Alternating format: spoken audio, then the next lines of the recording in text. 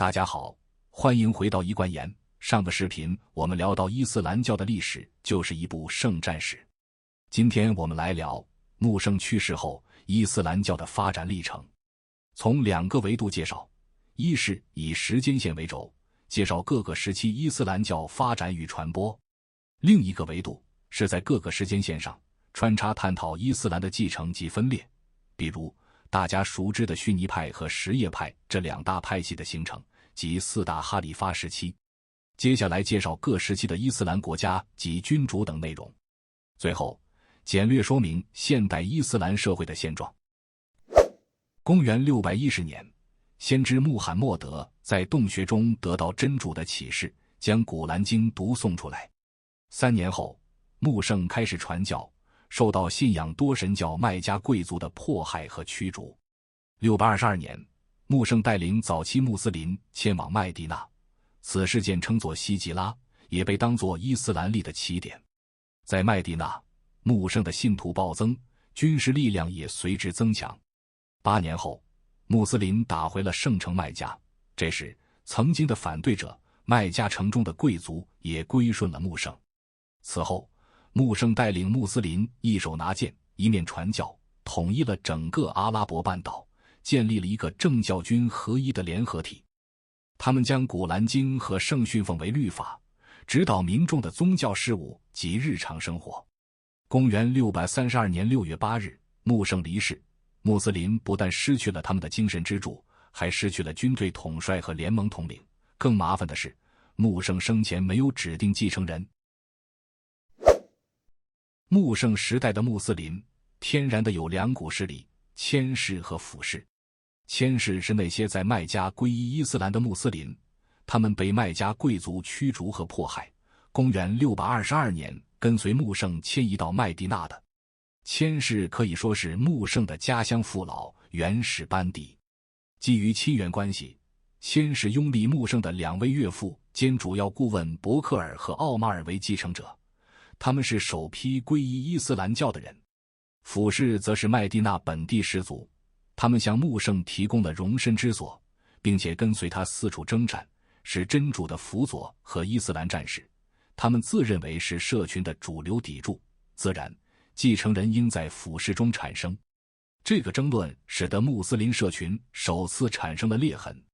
双方经过妥协商定后，穆圣的岳父之一伯克尔·阿卜杜拉被推举为哈里发，确立了逊尼派推选领导人的机制。哈里发意为真主使者的继任者。除了预言外，哈里发承担了穆圣的所有职权。2年后634年，伯克尔去世。他领导穆斯林期间，叛教部落重返伊斯兰，阿拉伯人开始了对半岛以外的征战。在与波斯萨珊王朝和拜占庭帝国的战争中，穆斯林都取得了胜利。伯克尔生前指定他的继任者为奥马尔，即第2位哈里发，又以欧迈尔·沃玛亚。因为和后来沃玛亚王朝的哈里发欧迈尔2世名字相同，伊斯兰历史称之为奥马尔一世。奥马尔是先知最著名的拥护者和战友，也是历史上最有权力和影响力的哈里发之一。军事上，在他的统治下，哈里发国快速的扩张，统治了萨珊王朝，并攻占了拜占庭帝国的2/3地区。宗教方面，他解除了基督教对犹太人的禁令，允许他们回到耶路撒冷。此外，他还制定了伊斯兰历。公元644年11月，奥马尔被一位波斯奴隶在麦地那刺杀，很多人认为那是一场政治暗杀。接下来，穆圣最初的信徒兼女婿奥斯曼被推举为第3代哈里发。他出身于麦加的沃玛亚家族，他的家族早期全都激烈反对穆圣传教，但奥斯曼却追随了穆圣，他还娶了穆圣的2个女儿。任内，奥斯曼彻底消灭了萨珊王朝，编纂圣典《古兰经》，但他任人唯亲，让大量沃玛亚家族成员担任要职，这引起很多穆斯林的不满，要求改变，但他强硬应对，由此引发了叛乱。656年6月17日，一群来自伊拉克和埃及的刺客集团破门而入，在住所杀死了奥斯曼。奥斯曼被刺，意味着穆斯林又要选出新的哈里发了。656年6月18日，很多叛乱者聚集在麦地那圣寺，要求1天时间内必须选出哈里发。叛乱者提议阿里出任，阿里起初不愿意接受，但当其他的伙伴及麦地那的居民都表态催促，于是他接纳了。虽然取得哈里发之位，但阿里在位期间，反对者一直存在。反对阿里的逊尼派认为，阿里是罪魁祸首，应要把凶手绳之以法，以奥斯曼的堂侄穆阿维叶一世为代表，拒绝承认阿里为哈里发。他们认为支持阿里的人是异教徒。什叶派支持阿里，他们认为奥斯曼犯了众怒，他拒绝改变行事方式，已经丧失了哈里发之位，是被正当的处死的。阿里才是真正的伊玛目，与阿里作对的人才是异教徒。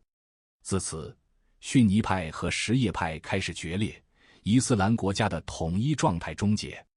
阿里的反对者有托勒哈、祖白尔和穆罕默德的妻子阿伊莎。656年，两军爆发巴士拉战役，又称骆驼之战。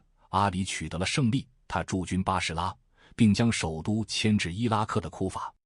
而后，阿里又受到奥斯曼堂侄穆阿维叶一世的反对，他曾公开展示奥斯曼的血衣，暗示阿里是刺杀奥斯曼的幕后主使。他拒绝向阿里效忠，并呼吁穆斯林要为奥斯曼复仇。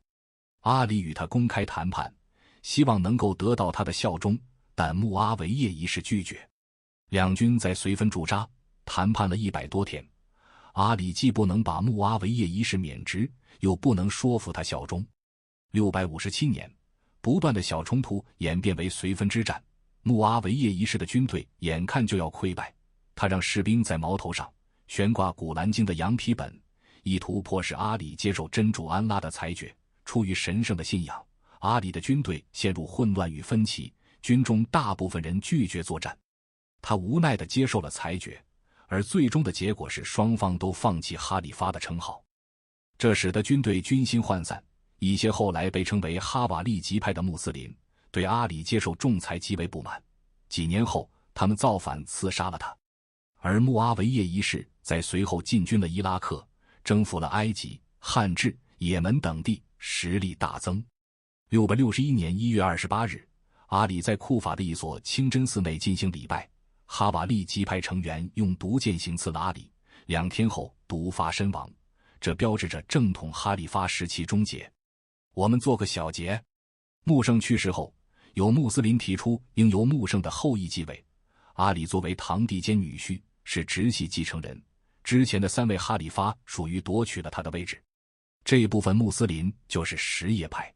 什叶，阿拉伯语，意为追随者，即追随阿里的穆斯林，又称世袭派。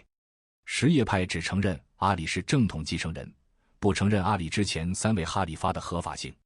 而那些认为哈里发是推选产生、遵守传统惯例的人们，他们是逊尼派。逊尼又叫逊奈，阿拉伯语意为圣行，强调穆斯林要遵从先知所作所为，以穆圣为榜样。他们占穆斯林的大多数。逊尼派承认穆圣去世后的3位哈里发的地位，也承认阿里的哈里发地位。这就是逊尼派和什叶派的根本分歧。这里顺便提一下，伊斯兰第3大教派伊巴德派，来源上文中多次出现的哈瓦利吉派，阿拉伯语意为分离者、出走派。他们因不满阿里在绥芬之战中接受了裁决结果，反抗并刺杀了阿里，后又反对穆阿维叶一世将哈里发世袭，被流放到阿曼。因为这个团体中有个领袖名叫伊巴德，所以被倭马亚王朝称作伊巴德。19世纪以前，伊巴德派是阿曼帝国赛义德王朝的国教。伊巴德派注重领袖品格，认为任何道德完善的穆斯林都能成为伊玛目及领导人，甚至可以不是阿拉伯人。如果领导人堕落了，穆斯林就应该反对并将其推翻。伊巴德派尊崇前2任哈里发巴克尔和奥马尔，认为那是伊斯兰最理想的时代，而后续所谓的哈里发都不够虔诚和道德，不具备穆斯林领袖的资格。阿里去世后，穆阿维叶一世没了对手，在哈瓦利吉派的支持下，661年他僭越为哈里发。靠着强权，穆阿维叶一世破坏了哈里发的神权属性和推举制度，直接将哈里发之位传给儿子叶齐德一世，确定是袭制，建立了倭马亚王朝，都城大马士革。倭马亚哈里发国又译为五麦叶哈里发国，就唐书称之为白衣大食。但阿穆阿维叶一世的家族只传了3代，到他的孙子穆阿维叶二世这代绝嗣，之后由穆阿维叶二世的远房叔祖马尔万一世继任。此后倭马亚王朝的哈里发都是马尔万一世的后裔。什叶派这边，第4位正统哈里发阿里死后有2子，哈桑和侯赛因，而哈桑疏远政治，侯赛因就成为什叶派领袖。680年，穆阿维叶一世去世，什叶派认为时机到来，请求侯赛因到什叶派的大本营库法，领导他们对抗倭马亚王朝。去往途中，侯赛因及部众被耶齐德一世派6000人包围于卡尔巴拉，他们拒绝投降，除了妇女孩子全部战死。侯赛因之死标志着伊斯兰教的什叶派和逊尼派彻底决裂。此后，什叶派没有组织起像样的力量和逊尼派的倭马亚王朝对抗，直到穆圣叔父阿拔斯一支后裔阿拔斯的出现。什叶派对倭马亚王朝的仇恨，让他们像救命稻草一样支持阿布。他们一起联合哈瓦利吉派，终于在750年1月的扎卜河战役击败马尔万二世。倭马亚王朝灭亡，阿拔斯王朝哈里发帝国建立，定都巴格达。唐朝称之为黑衣大师。阿拔斯王朝的统治者取得政权后，非常猜忌什叶派在政治上的威胁，这导致第5代到第9代伊玛目及支持者人身受到限制，行动受到监控，一直在宫中生活。8世纪末开始，阿拔斯王朝的中央集权削弱。波斯什叶派穆斯林在945年趁虚而入，夺取巴格达，迫使阿拔斯王朝承认什叶派领导的白衣王朝。969年，什叶派又在埃及建立法蒂玛王朝，挑战了阿拔斯王朝的宗教权威。1055年，乌古斯突厥人建立起的逊尼派穆斯林王朝塞尔柱土耳其，他们控制了白衣王朝。但在12世纪初，哈里发穆格台菲摆脱了塞尔柱人。12世纪末，阿拔斯王朝重新控制伊拉克地区。1258年，蒙古人围攻巴格达，杀死阿拔斯王朝的最后一任哈里发，阿拔斯王朝灭亡。在蒙古统治时期，各个伊斯兰国家都不太强调各自的派系，穆斯林度过了一段逊尼派与什叶派共荣的时光。而后，帖木儿后裔巴布尔入侵印度西北部，建立莫卧儿帝国，征服了整个印度，大量印度人皈依伊斯兰教，再由穆斯林传教士随后向东南亚输出逊尼派信仰。同时，在13至15世纪期间，从事海陆贸易的穆斯林商人把逊尼派伊斯兰教带到马来群岛。而蒙古人统治的元朝末年，驻守在中国泉州的穆斯林驻军叛乱，大量逊尼派穆斯林遭到屠杀，他们逃难到东南亚的印尼、爪哇、苏门答腊、文莱等地。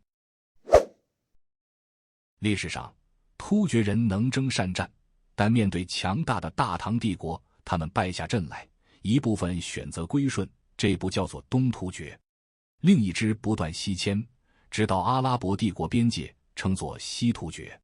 阿拉伯帝国统治西亚期间，为对抗十字军东征，雇佣了名为塞尔柱的突厥人。后来这股塞尔柱突厥部落迁居小亚细亚，建立罗姆苏丹国。13世纪，部落首领埃尔图鲁尔获得封地色于特，这就是奥斯曼帝国的发源地。此时的拜占庭帝国衰败不堪，埃尔图鲁尔的儿子奥斯曼一世不断蚕食拜占庭领土。1299年，他建立了奥斯曼国。等到帝国第10位苏丹苏里曼一世即位，帝国进入全盛时期，控制着伊斯兰教的大部分重要城市，如伊斯兰教的圣地麦加、麦地那、耶路撒冷，阿拉伯帝国倭马亚王朝故都大马士革，阿拔斯王朝故都巴格达，法蒂玛王朝故都开罗，巴尔干半岛及北非。苏里曼一世把逊尼派伊斯兰教视为国教，他兼任苏丹和哈里发，并建立了一套严谨的制度，管理伊斯兰教法学者。一战后，奥斯曼帝国解体，最后一任苏丹穆罕默德六世于11月17日离开土耳其，宣告奥斯曼帝国灭亡。1924年，哈里发制度被土耳其大国民议会废除。穆斯林世界接触世俗主义的理想后，大多数穆斯林国家选择世俗主义，即公民政府的事务与宗教分开。例如，阿塞拜疆在1918年至1920年间成为穆斯林世界的第一个世俗共和国。土耳其一直以世俗国家统治，但是世界上还有少数国家或地区信奉伊斯兰主义。伊斯兰主义主张，伊斯兰不仅是宗教信仰，而且是一套政治体制的意识形态。它发端于13世纪的塞莱菲耶运动，又称伊斯兰原教旨主义。随着的伊朗革命和阿富汗战争，伊斯兰主义迅速兴起。1979年，霍梅尼领导的伊朗革命建立了伊斯兰共和国，取代了君主制的半世俗政权。伊斯兰主义，简单说，就是一种民族主义，有夹杂穆斯林宗教信仰情节，有反现代化的特点。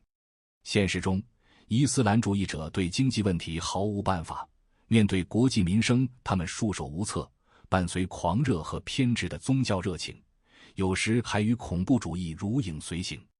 他们具体目标是接管所有穆斯林国家政权，并整合为一个伊斯兰国家。伊斯兰主义者意图遵循穆圣的步伐，幻想创立一个纯洁的伊斯兰世界，这样他们就能共享统治者手中的财富。可是他们却不去管，先知所处时代是1400年前，他们也不去管，很多穆斯林兄弟对他们感到非常的厌恶和恐惧。好了，今天的内容就到这里，谢谢大家的观看。最后说明一下，宗教问题特殊复杂，各个派别既有千丝万缕的联系，而又存在不同见解，请理性看待。视频中如果有错误，观众老爷们也可以指正讨论。再次感谢大家观看，我们下次见。